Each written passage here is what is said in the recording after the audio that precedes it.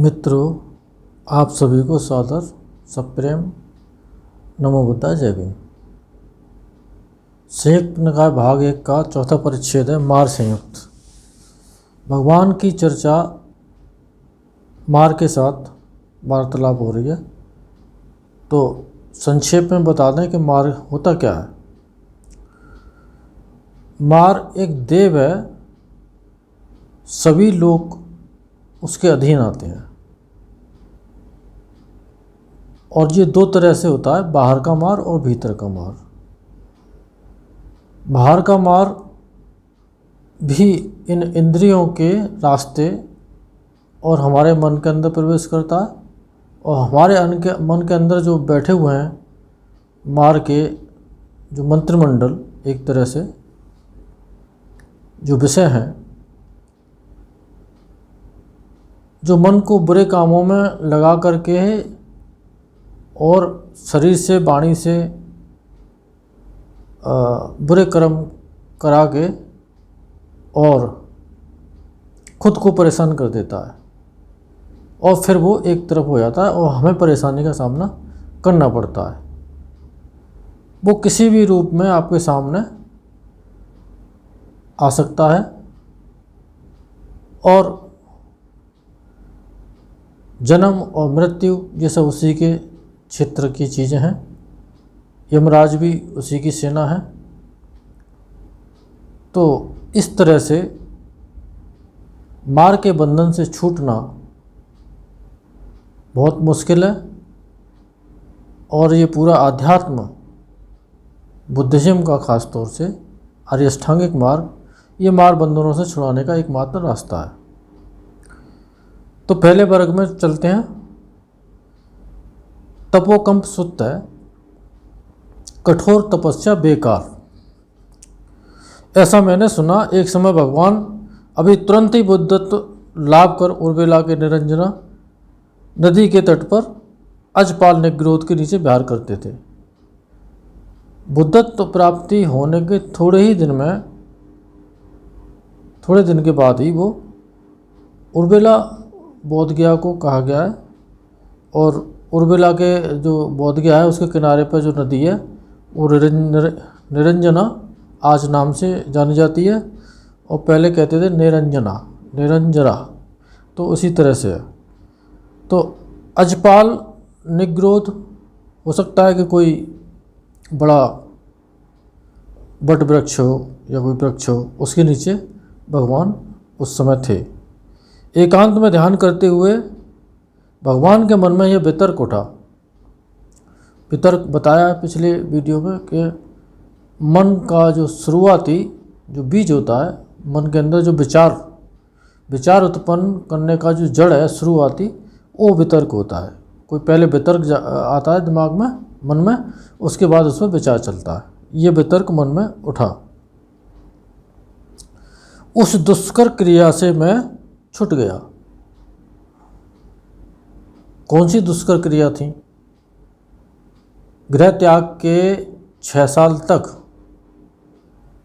वो जंगलों में, तमाम आश्रमों में भटकते रहे और भारत में जितने प्रकार की साधनाएं उस समय विद्यमान थी सब उन्होंने गहराई में जाकर के करें। जितने भी मतांतर के लोग थे उनके संपर्क में भी गए और उनके जो मत हैं उनसे वो संतुष्ट नहीं हुए कि नहीं, ये फाइनल नहीं है, इसके आगे कुछ और है। तब 6 साल के बाद वैशाखी पूर्णिमा के दिन वो बोधगया, जहाँ पर महाबोधि विहार टेम्पल है, वहाँ बैठे और उसी रात को उन्हें बुद्धत्व का लाभ हुआ। तो ये उस समय की स्थिति थी। तो वो कठिन तपस्याएं थीं, जैसे कि अग्नियों के बीच में बैठ कर के तपना और गर्दन तक पानी में खड़े होकर के तप करना, एक पैर पर खड़े होकर के तप करना, भूखे रह कर के तप करना, तमाम प्रकार की जितनी साधना थी सब करके उन्होंने और देख ली। उनसे कोई चित्त की परिशुद्धि नहीं हुई।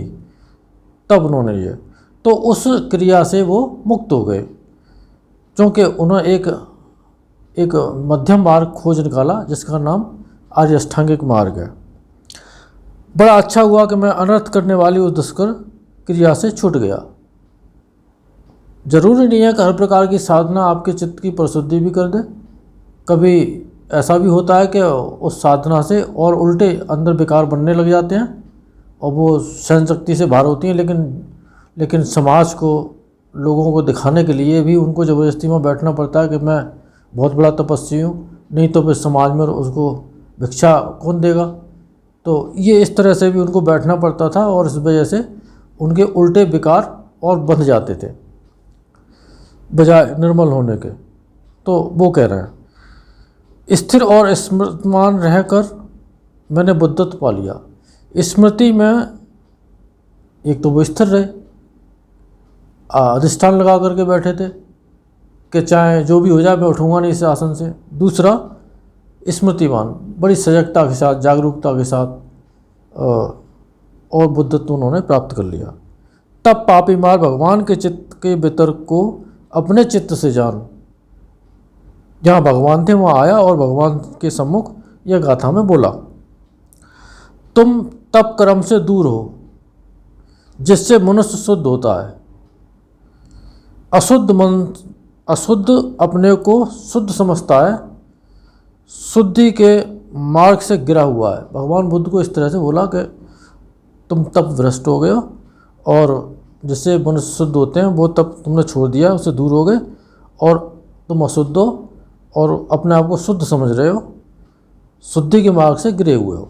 ऐसा मार ने भगवान को कहा। तब भगवान ने यह जान लिया कि यह पापी मार है, गाथा में उत्तर दिया, मुक्ति लाभ के लिए सभी कठोर तपस्याचरण बेकार। जान, उससे कुछ मतलब नहीं निकलता है। जैसे जमीन पर पड़ी बिना डाल की पतवार के नाव, शील समाधि और प्रज्ञा वाले बुद्धत्व के मार्ग का अभ्यास करते परम शुद्धि को मैंने पा लिया है। हे अंतक, जो मार्ग को ही कहा है, जो के जिसके पास यमराज की सेना होती है, जो मृत्यु हर एक प्राणी को मृत्यु में उठा ले जाते हैं, वो अंतक तुम जीत लिए गए हो, यानी कि मैंने तुम पे विजय प्राप्त कर ली है मार पे, ऐसा भगवान ने कहा। तब पापी मार मुझे भगवान ने पहचान लिया। समझ, दुखी और खिन्न हो वहीं अंतर्धान हो गया।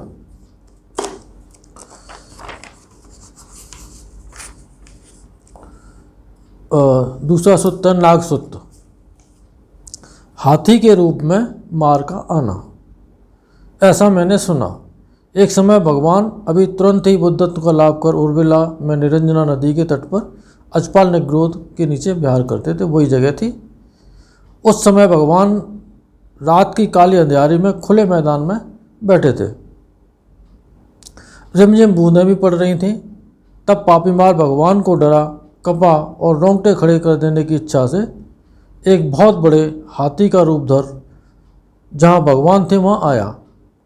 उसका सिर था मानो एक काली चट्टान, उसके दांत थे मानो झलकती चांदी, उसकी सूंड थी मानो एक विशाल हल।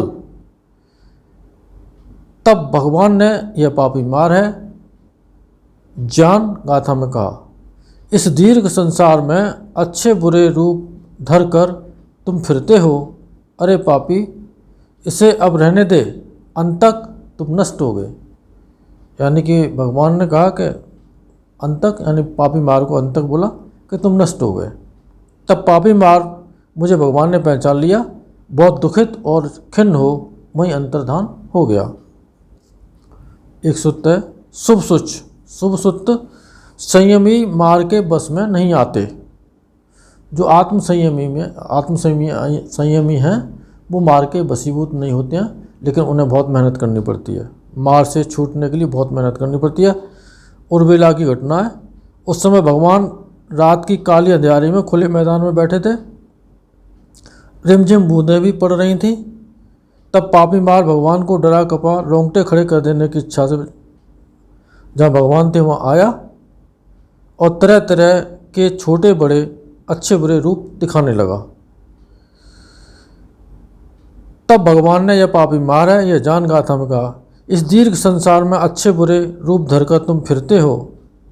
अरे पापी, इसे अब रहने दे, अंत तक तुम नष्ट हो गए।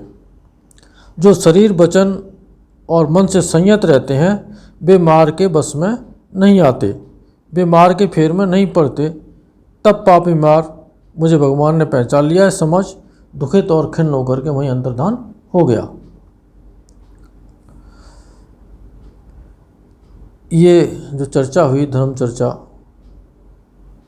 इन शब्दों के महाप्रताप से आप सबका मंगल हो, भला हो, कल्याण हो, सुखी हो, संसार के सारे प्राणी सुखी हों। साधु साधु साधु।